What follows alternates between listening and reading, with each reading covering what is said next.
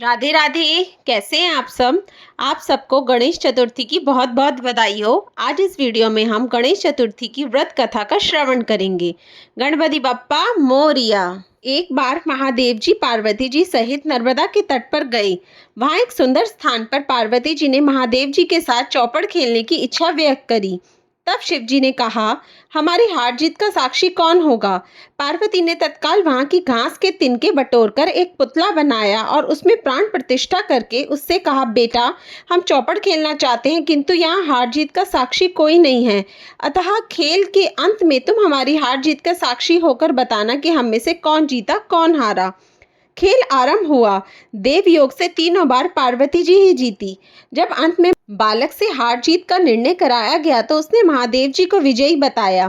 परिणामतः पार्वती जी ने क्रोध होकर उसे एक पांव से लंगड़ा होने और वहां के कीचड़ में पड़ा रहकर दुख भोगने का शाप दे दिया। बालक ने विनम्रता पूर्वक कहा, माँ मुझसे अज्ञानवश ऐसा हो गया है, मैंने किसी कुटिलता या द्वेष के कारण ऐसा नहीं किया, मुझे क्षमा करें तथा शाप से मुक्ति का उपाय बताएं।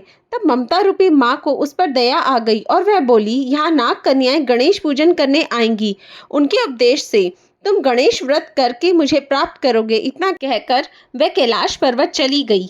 एक वर्ष बाद वहां श्रावण में नाग कन्याएं गणेश पूजन के लिए आई।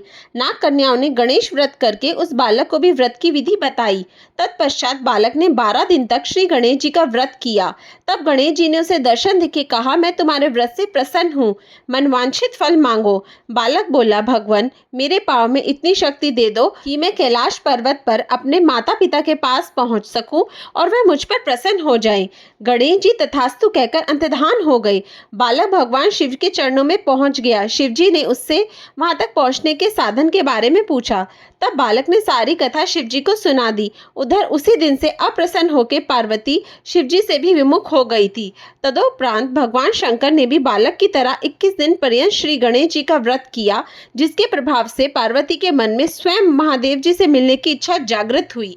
वह शीघ्र ही कैलाश पर्वत पर आ पहुंची। वहां पहुंचकर पार्वती जी ने शिव जी से पूछा, भगवान आपने ऐसा कौन सा उपाय किया जिसके फलस्वरूप मैं आपके पास भागी भागी आ गई हूँ।